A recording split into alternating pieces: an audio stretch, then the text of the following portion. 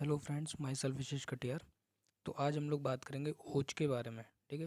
तो जैसा कि जो ओज होता है वो सभी धातुओं का सार भाग होता है। ठीक है। जो सभी धातुओं का जो सार जो निकृष्ट भाग होता है उसे हम ओज कहते हैं। ठीक है। और मॉडर्न में हम इसको इम्यूनिटी से कोरिलेट करते हैं। ठीक है। तो सबसे पहले हम, क्योंकि इसे क्रिया शरीर में पढ़ रहे हैं, तो इसकी व्युत्पत्ति, निरुक्ति, इसके गुण, इसकी उत्पत्ति, फिर इसके कर्म, इसके क्षय और वृद्धि, इस पैटर्न में उसको पढ़ेंगे। तो सबसे पहले आती है इसकी व्युत्पत्ति। तो उपज धातु में, ठीक है, जो उपज धातु होती है उसमें असुन प्रत्यय लगाने से, उसमें फिर बा का लोप होकर उसका गुण करने से ओज शब्द की व्युत्पत्ति होती है। ठीक है। यानी ओज शब्द की उत्पत्ति कैसे होती है? जो उपज धातु होती है कोई भी, ठीक है, उसमें असुन प्रत्यय लगाने से, फिर उसमें ये जो बा है इसका लोप करके, ठीक है, बा को हटाकर उसका गुण करने से ओज शब्द की निष्पत्ति होती है। इसके बाद में आती है इसकी निरुक्ति। तो इसकी जो निरुक्ति है वो है हृदि तिष्ठति युच्छुद्धम रक्तम ईशस पीतकम ओज शरीरे संख्यातम तत्नाशा विनश्यति। ठीक है। इसका मतलब है जो हृदय में जो ओज रहता है, ठीक है, जो कि शुद्ध होता है और रक्त वर्ण और कुछ पीत वर्ण का होता है। ठीक है। ओज शरीर संख्यातम, अगर वो शरीर में रहता है, अगर वो शरीर में नहीं रहता है तो उस शरीर का क्या है, नाश हो जाता है। फिर आते हैं इसके पर्याय यानी इसके सिनोनिम्स क्या हैं। तो इसके सिनोनिम्स हैं धातु सार, धातु तेज, बल, प्राण, घीव, शोणित और धातु स्नेह आदि इसके पर्याय बताए गए हैं। फिर आती है इसकी उत्पत्ति की, इसका फॉर्मेशन कैसे होता है। तो अष्टांग हृदय सूत्र स्थान में एक श्लोक है, ओजस्तु तेजो धातु नाम सुक्रांता नाम परम स्मृतम। ठीक है। तो इसका मतलब है जो रस धातु से शुक्र धातु का जो उत्कृष्ट तेज है वही ओज है। ठीक है। रस धातु से शुक्र धातु तक का जो उत्कृष्ट तेज है वही ओज है। इसके बाद में आता है ओज का स्वरूप या ओज के गुण। ठीक है।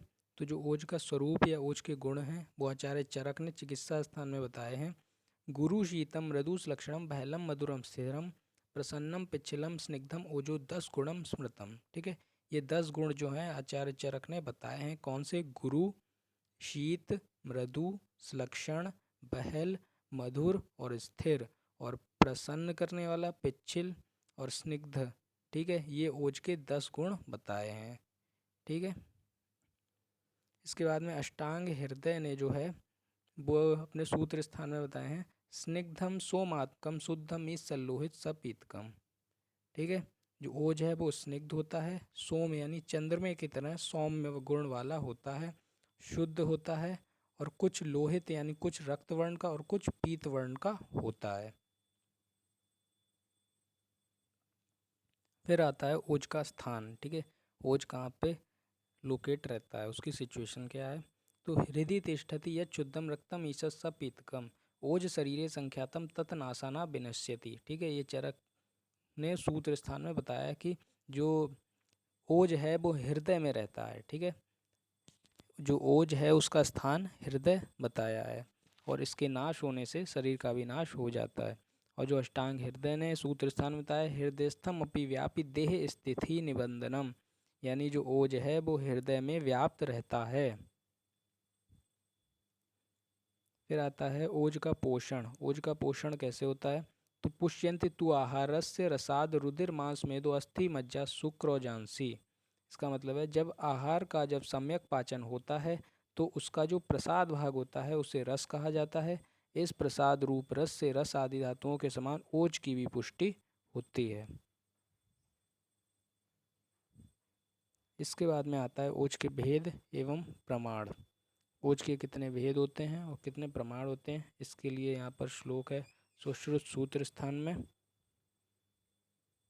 तत्चा अपि परापर भेदेन दुविधम, तत्चा अपि परापर भेदेन दुविधम तत्र यत् परम अष्टबिंदुकम तद हृदय तिष्ठति यत्तु तदो बहु तत्परम शरीरम प्रीणयति। ठीक है।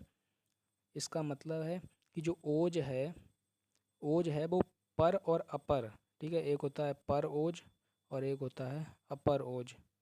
तो पर और अपर ओज से इसके दो भेद होते हैं। ठीक है। तत्र यत् परम अष्ट, जिसमें से जो पर ओज है वो अष्ट बिंदु होता है। ठीक है, परम अष्ट बिंदुकम, यानी जो पर ओज है वो अष्ट बिंदु होता है। और तद हृदय तिष्ठति, जो कि हृदय में रहता है। और जो अपर ओज है बहु तद अपर, ठीक है, जो अपर ओज है वो पूरे संपूर्ण शरीर में रहता है। ठीक है, अर्थात ओज के पर एवं अपर दो भेद होते हैं। ओज के भेद हो गए दो, पर ओज अपर ओज।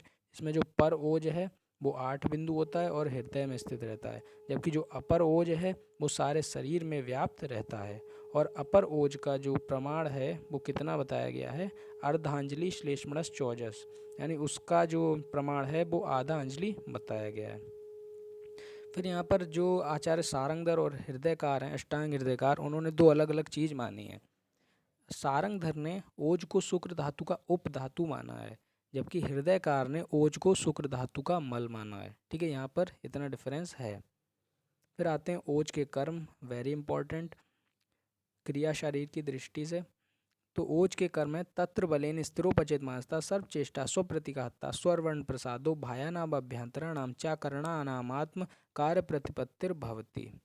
ठीक है, इसका मतलब है ओज के रूप में विद्यमान बल से मांस धातु, ओज के रूप में विद्यमान बल से मांस धातु स्थिर तथा पुष्ट होती है, सब प्रकार के कार्यों को करने की सामर्थ्य आती है।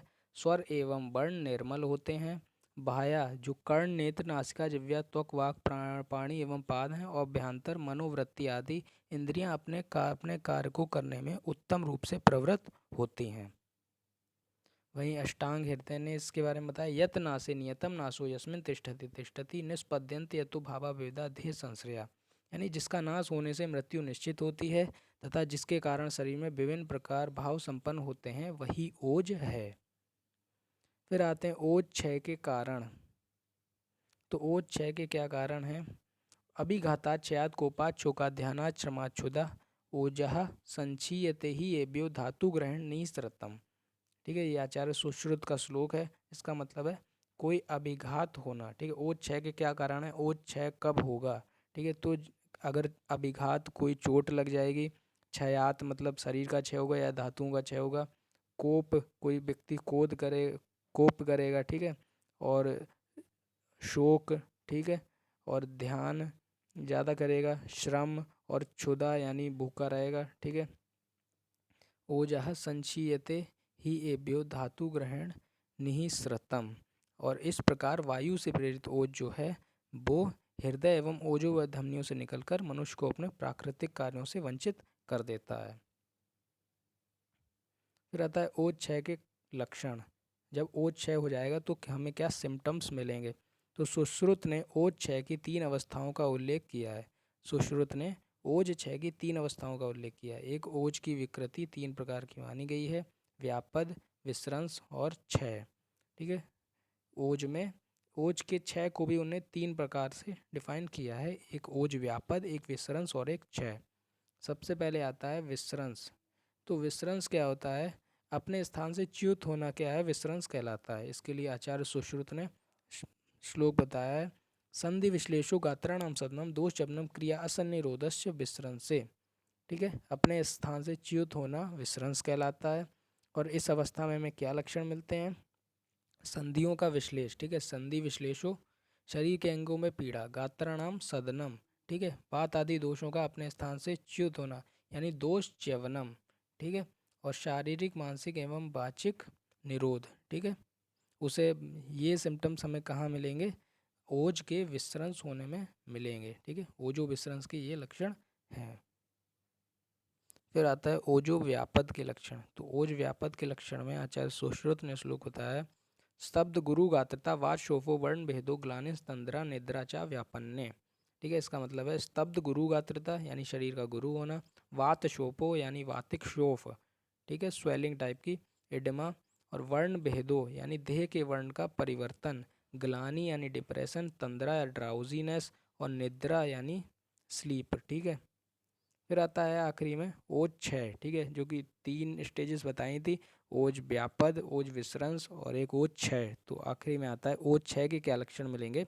मूर्छा मांसयो मोह प्रलापो मरणम इति चा क्षय, यानी मूर्छा अनकॉन्शियसनेस, मांस क्षय, ठीक है, यानी जो मांस धातु है उसका क्षय होना, मोह, ठीक है, अनकॉन्शियसनेस, प्रलाप यानी इरलाइवेंट टॉक, और मरणमिति यानी मरण यानी मृत्यु, ठीक है, ये हमें ओज क्षय में लक्षण मिलेंगे।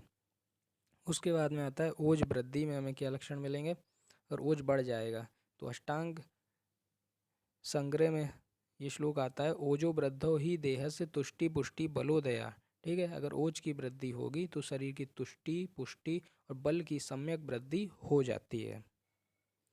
रहता है आधुनिक मत से ओज, ओज को हम आधुनिक मत से किससे कोरिलेट कर सकते हैं, तो वृषण यानी टेस्टीज, अंडाशय, पीयूष ग्रंथि, प्रोस्टेट ग्लैंड का अंतःस्राव और अष्ठीला का स्राव, ठीक है, पीयूष ग्रंथि यानी पिट्यूटरी ग्लैंड है, और अष्ठीला प्रोस्टेट का स्राव, इनके जो सिक्रेशंस हैं उनसे हम ओज को समझ सकते हैं, और जो विटामिन यानी जीवनीय द्रव्य और एल्बुमिन ग्लाइकोजन, इनसे हम ओज को समझ सकते हैं। ये सारी चीज़ें क्या हैं, ओज के समान मॉडर्न में बताई गई हैं। फिर आता है ओज के ही साथ हम एक बात करते हैं बल। बल क्या होता है, तो शरीर में विद्यमान प्राकृत श्लेष्मा को बल कहा गया है, ठीक है, जो शरीर में प्राकृत श्लेष्मा जो हमारे शरीर में विद्यमान है उसी को बल कहा गया है। और विकृता अवस्था में वही कफ मल रूप हो जाता है, और जब वही वैकृत हो जाता है वही श्लेष्मा तो हम उसे कफ कहते हैं, ठीक है। तो इस प्रकार प्राकृतिक कफ ही बल है और वही ओज कहलाता है, ठीक है। इस प्रकार जो प्राकृतिक कफ है, प्राकृतिक श्लेष्मा है, उसे ही हम बल कहते हैं, और जो बल है वही ओज कहलाता है। यद्यपि ओज बल के पर्यायवाची शब्द के रूप में प्रयुक्त किया है, किंतु ओज कारण है और बल कार्य है। जबकि जो ओज है उसका हमने पर्याय पढ़ा था, तो उसमें क्या आता है, बल भी आता है। ओज बल क्या है, ओज का पर्याय है। लेकिन जो ओज है, ओज क्या है, कारण है, ठीक है, और ओज क्या है, कारण है, और बल क्या है, हमारा कार्य है, ठीक है। जो कार्य कारण भाव पदार्थ में है ये उस पर डिपेंड है, यानी कारण से कार्य की उत्पत्ति होना, यानी कि कारण क्या है हमारा, ओज, ठीक है, और कार्य क्या है, बल। ओज से बल की उत्पत्ति होती है, कारण से कार्य की उत्पत्ति होती है, यानी कि किसी व्यक्ति में अगर ओज है, ठीक है, ओज विद्यमान है तो उसमें बल होगा, ठीक है, लेकिन इनको क्या है, एक पर्यायवाची रूप में ही माना जाता है। आयुर्वेद में कफ ओज बल तीनों को समान गुण धर्मी माना है, यानी आयुर्वेद में जो कफ है, ओज है, बल है, तीनों के गुण एक समान माने हैं, अतः इनके कार्यों में भी समानता होती है, और जो इनके कार्य हैं, इनके फंक्शन हैं, उनमें भी समानता होती है। तीनों में से किसी एक के भी क्षय होने या वृद्धि होने पर अन्य दोनों पर भी उसका प्रभाव पड़ता है। तो तीनों में से अगर किसी का क्षय होगा या किसी की वृद्धि होगी तो उसका दूसरे पर भी प्रभाव पड़ेगा, दूसरे पर भी इफेक्ट पड़ेगा। फिर आता है यदि कफ का क्षय होगा, ठीक है, यदि कफ का शरीर में क्षय होगा तो ओज और बल का भी क्षय होगा शरीर में, ठीक है। और जो बल है वो तीन प्रकार का बताया गया है, एक सहज, कालज और एक युक्तिकृत, ठीक है। सहज बल क्या है, जो जन्मजात होता है, ठीक है, यानी बाय बर्थ होता है, इसको हम नेचुरल इम्यूनिटी से भी कोरिलेट कर सकते हैं। यह प्रकृति के द्वारा, ठीक है, ये प्रकृति से हमें प्राप्त होता है, ईश्वर के द्वारा प्राप्त होता है, माता पिता के द्वारा, ठीक है, ये हमको प्राप्त होता है। यह सहज बल मिलता है, ठीक है, माता पिता के द्वारा, ईश्वर के द्वारा और प्रकृति के द्वारा हमें ये मिलता है। यदि माता पिता का बल उत्तम होगा तो संतान का बल उत्तम होगा, यानी अगर जो फादर और जो मदर हैं, हमारे जो पेरेंट्स हैं, अगर उनका बल उत्तम होगा तो संतान का भी बल उत्तम होगा। फिर आता है कालज बल, ठीक है। तो कालज बल तीन प्रकार से परिभाषित किया गया है, एक ऋतुजन्य, एक अवस्थानुसार और एक अवयानुसार, ठीक है। ऋतुजन्य यानी ऋतु के अनुसार, तो शिशिर हेमंत में, ये हमने ऋतुचर्या में पढ़ा था अष्टांग हृदय में, जो शिशिर और हेमंत ऋतु होती है उसमें बल उत्तम रहता है, शरद वसंत में बल मध्यम रहता है, ग्रीष्म वर्षा में बल हीन रहता है, ठीक है। अवस्था अनुसार बल, ठीक है, तो रोगावस्था में बल हीन रहता है, स्वस्थावस्था में बल उत्तम रहता है। वयानुसार यानी एज के अनुसार क्या है, बाल्यावस्था में हीन, युवावस्था में उत्तम, वृद्धावस्था में हीन। तो ये क्या है, हमें वयानुसार देखने को मिलता है। और युक्तिगत बल क्या है, जो पौष्टिक आहार के सेवन से, व्यायाम आदि से उत्पन्न होता है, ठीक है, यानी आप कोई न्यूट्रिशियस फूड लेते हैं, ठीक है, प्रोटीन वगैरह, और व्यायाम एक्सरसाइज या जिम वगैरह करके जो हम बल वहाँ पर प्राप्त करते हैं उसे हम कहते हैं युक्तिकृत बल।